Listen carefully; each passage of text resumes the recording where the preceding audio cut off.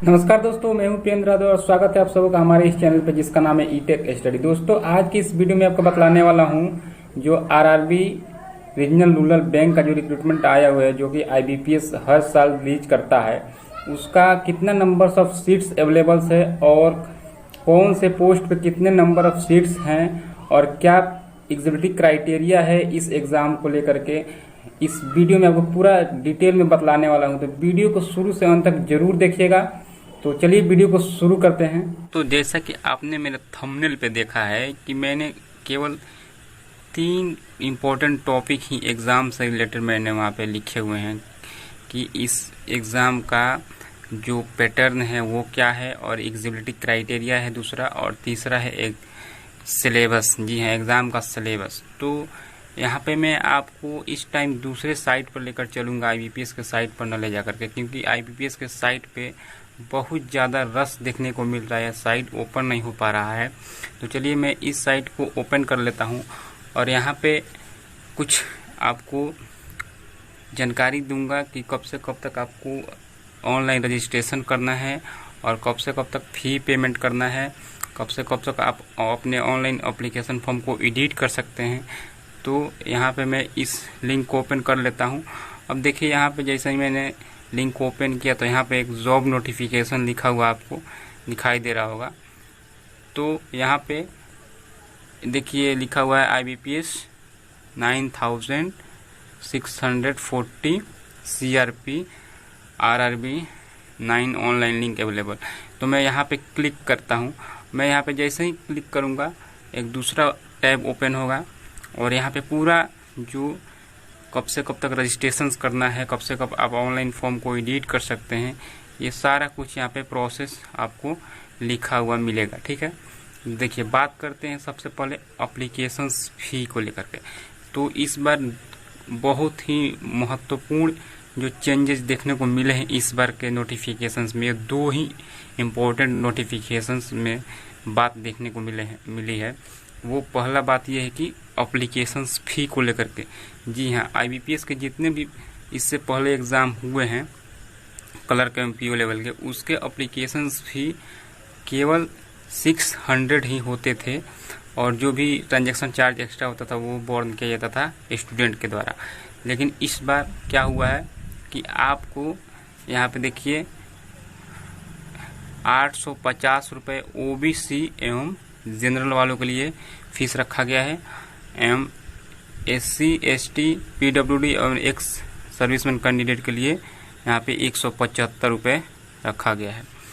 तो ये पहला इम्पोर्टेंट चेंज देखने को मिला है जो कि फ़ी को लेकर के है।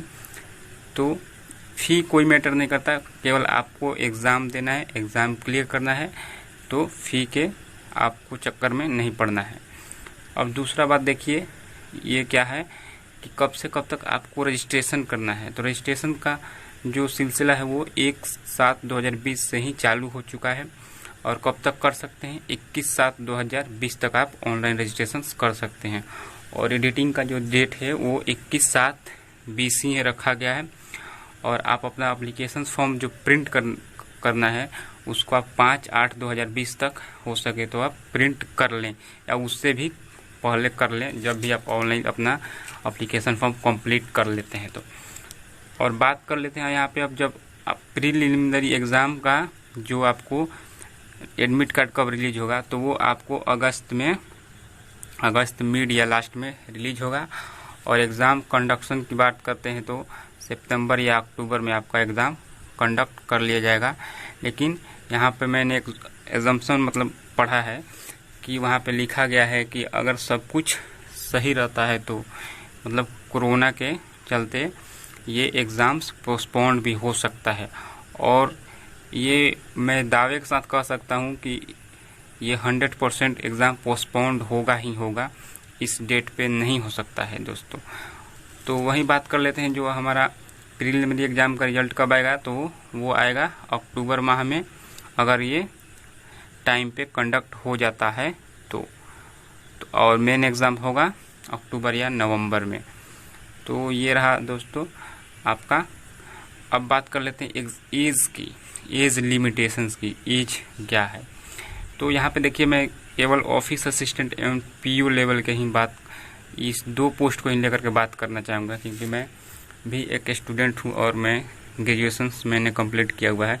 तो ऑफिस असिस्टेंट के लिए आपको यहाँ पे देखिए लिखा हुआ है मैक्सिमम एज 28 ईयर्स, और ओबीसी और SC ST PH एक सर्विसमैन कैंडिडेट के लिए जो भी एज रिलैक्सेशन का क्राइटेरिया है वो यहाँ पे लागू होने वाला है। और मिनिमम एज यहाँ पे लिखा गया है ऑफिसर स्केल 1 एवं ऑफिस असिस्टेंट के लिए 18 साल। तो दोस्तों ये रहा ये सब। अब यहाँ पे देखिए पोस्ट डिटेल में यहाँ पे लिखा गया है ऑफिस असिस्टेंट के कितने पोस्ट है, तो यहाँ पे 4624 केवल ऑफिस असिस्टेंट के ही पोस्ट हैं। और बात करें क्वालिफिकेशंस की, तो यहाँ पे देखिए ये जितने भी ऑफिस असिस्टेंट हो गया, ऑफिसर स्केल 1 हो गया, तो इसके लिए आपको केवल सिंपल ग्रेजुएशंस चाहिए किसी भी सर्टिफाइड यूनिवर्सिटी के द्वारा। दोस्तों अब बात कर लेते हैं एग्ज़ाम पैटर्न की, कि एग्ज़ाम पैटर्न क्या है ऑफिसर स्केल 1 के लिए एवं ऑफिस असिस्टेंट के लिए। तो चाहे आप ऑफिस असिस्टेंट का पीटी दें या ऑफिसर स्केल 1 का पीटी दें, उसमें आपको 2 सब्जेक्ट पूछे जाएंगे। पहला है रीजनिंग और दूसरा है न्यूमेरिकल एबिलिटी, ठीक है। और ये कितने नंबर ऑफ क्वेश्चंस होंगे, तो नंबर ऑफ क्वेश्चंस रीजनिंग के होंगे 40 और क्वांटिटेटिव एप्टीट्यूड के होंगे 40 नंबर। टोटल 80 क्वेश्चंस होंगे, ठीक है। और इनका एग्जामिनेशन लैंग्वेज जो होगा वो आप हिंदी या इंग्लिश चूज कर सकते हैं, ठीक है। और इनका जो टाइम ड्यूरेशन होगा दोनों को मिला करके वो 45 मिनट का होगा, और मैक्सिमम मार्क्स 80 नंबर रहेगा, ठीक है। अब बात कर लेते हैं मेंस लेवल के एग्ज़ाम की। तो मेंस लेवल में यहाँ पे आपको क्या है कि मेंस लेवल एग्ज़ाम में आपको 5 सब्जेक्ट पूछे जाते हैं। तो यहाँ पे देखिए पहला होता है रीजनिंग, दूसरा होता है न्यूमेरिकल एबिलिटी, तीसरा होता है जनरल अवेयरनेस, चौथा में आपको यहाँ पे 4A एवं 4B देखने को मिलेगा। तो ये ऑप्शनल रहता है, आप चाहें तो हिंदी लैंग्वेज चूज़ कर सकते हैं या इंग्लिश लैंग्वेज चूज कर सकते हैं। तो आप यहाँ पे चूँकि ये रीजनल एग्ज़ाम है, तो आपको जो भी आपके रीजनल एरिया में जो आपने सब्जेक्ट मतलब पढ़ा हुआ है उसको आप चूज कर सकते हैं। तो आपको जिसमें कंफर्टेबल लगे, आप अगर इंग्लिश में आपको लगता है कि मैं स्कोर अच्छा कर पाऊँगा तो इंग्लिश चूज करिए, अन्यथा आप हिंदी चूज कर सकते हैं।